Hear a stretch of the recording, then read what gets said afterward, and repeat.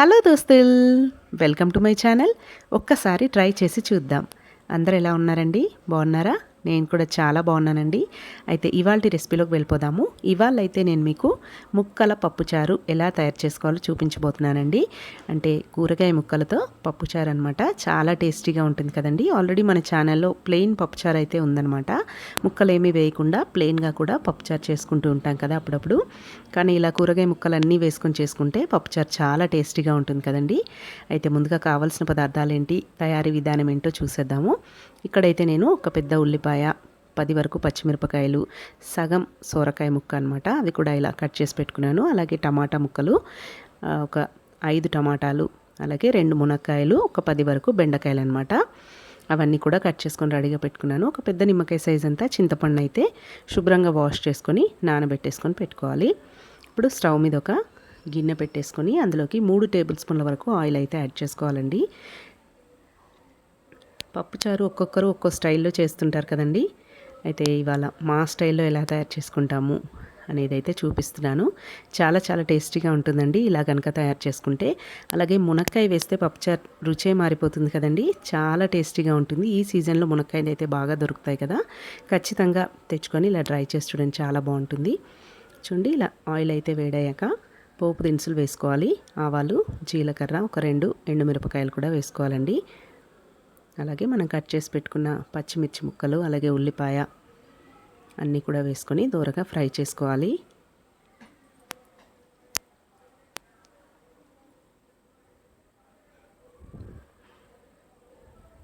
ఇలా కలుపుకుంటూ ఇవన్నీ కూడా దూరగా ఫ్రై చేసుకోవాలి.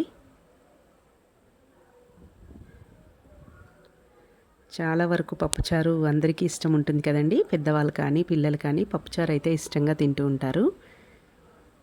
మా ఇంట్లో కూడా అంతే అండి. పప్పుచారు అయితే చాలా ఫేవరెట్ అనమాట, పిల్లలకు కానీ మాకు కూడా. చూడండి, ఒక 10 వరకు వెల్లుల్లిలను ఇలా మెత్తగా మ్యాష్ చేసేసుకొని ఇందులోకి వేసుకోవాలి. ఇలా వెల్లుల్లి కూడా వేసుకొని ఇదంతా కూడా బాగా కలుపుకోవాలి. పప్పుచారులో వెల్లుల్లి ఫ్లేవర్ చాలా చాలా బాగుంటుంది కదా.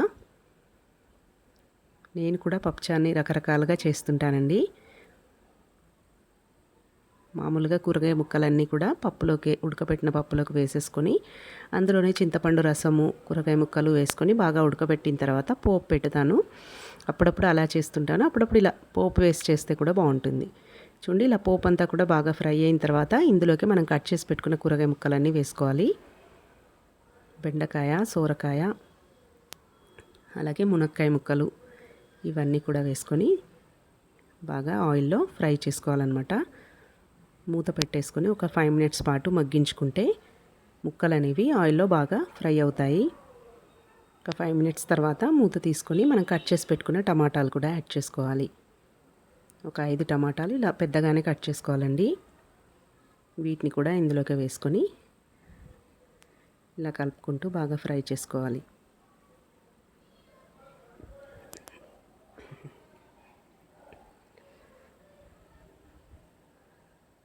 మళ్ళీ మూత పెట్టేసుకొని ఒక 5 మినిట్స్ మగ్గించుకున్న తర్వాత మూత తీసి కరివేపాకు వేసుకోవాలండి. పప్పుచారులోకి ఎంత ఎక్కువగా కరివేపాకు వేసుకుంటే అంత బాగుంటుందన్నమాట. ఫ్లేవర్, టేస్ట్ అనేది చాలా బాగుంటుంది. తర్వాత ఉప్పు కూడా యాడ్ చేసుకోవాలి. ఉప్పు, పసుపు ఈ 2 కూడా పోపులోనే వేసుకొని ఒకసారి ఇదంతా కూడా బాగా కలిపేసుకొని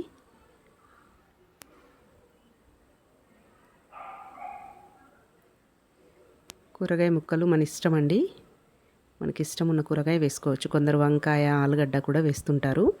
వాటికంటే కూడా బెండకాయ, సోరకాయ, మునక్కాయ ఈ 3 వేస్తేనే పప్పుచారు టేస్ట్ అనేది బాగుంటుంది. చూడండి, ఒక 5 మినిట్స్ తర్వాత ఇప్పుడు ఇందులోకి కారం కూడా యాడ్ చేసుకోవాలి. ఆల్రెడీ మనము పచ్చిమిరపకాయలు బాగానే వేసాం కాబట్టి కారం చూసుకొని వేసుకోవాలండి. ఎక్కువగా పప్పుచారులో కారం ఎక్కువగా వేసుకోవద్దండి, మరి ఎర్రగా ఉంటుంది.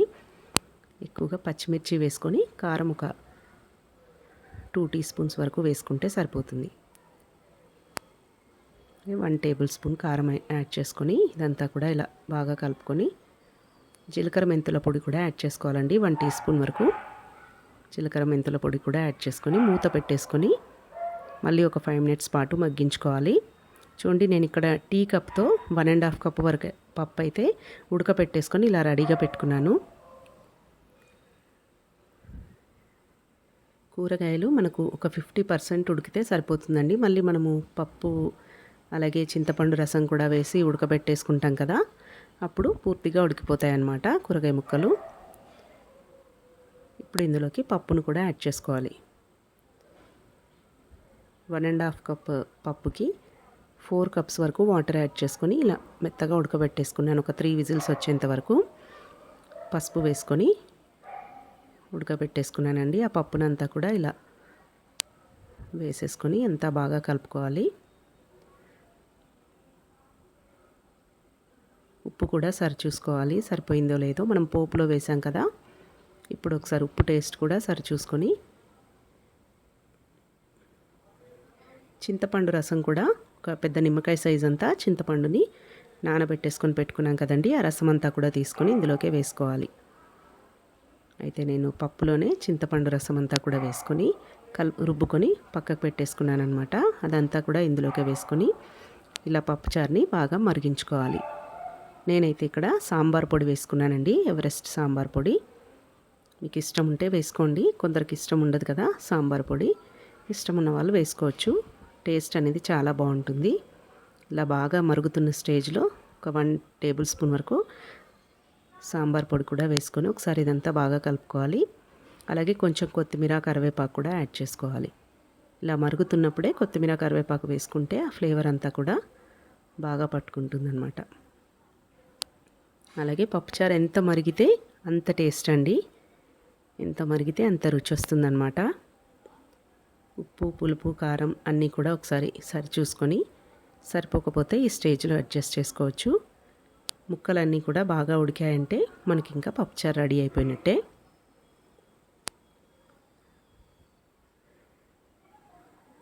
చాలా కలర్ఫుల్గా కనిపిస్తుంది కదండి. మనకు ఎంత కన్సిస్టెన్సీలో కావాలో చూసుకోవాలన్నమాట, ఎంత పల్చగా కావాలో చూసేసుకొని స్టవ్ ఆఫ్ చేసుకుంటే టేస్టీ పప్పుచారు రెడీ అయిపోతుంది. చాలా చాలా యమ్మీగా ఉంటుందండి. చూడండి ఇలా పప్పుచారుతో చల్లమిరపకాయలు, అలాగే నేనైతే దొండకాయ ఫ్రై చేశానన్నమాట. పక్కకు ఏ ఫ్రై కర్రీ ఉన్నా కూడా టేస్ట్ చాలా బాగుంటుంది కదా పప్పుచారుతో. బట్టి పప్పుచారుతో కూడా తినేసేయచ్చు అనమాట. కాకపోతే ఏదైనా ఫ్రై కర్రీ ఉంటే ఇంకా టమ్మీ ఫుల్ అయిపోతుంది. అలాగే పెరుగు చల్లమిరపకాయలు సూపర్ కాంబినేషన్ కదండి, చాలా బాగుంటుంది. అప్పడాలు చల్లమిరపకాయలు ఇలా ఏవి ఉన్నా కూడా పప్పుచారులోకి చాలా చాలా సూట్ అవుతుంది. మీరు తప్పకుండా ఈ ప్రాసెస్లో ట్రై చేయండి, మీకు కూడా ఖచ్చితంగా నచ్చుతుంది. Thanks for watching. Please subscribe to my channel.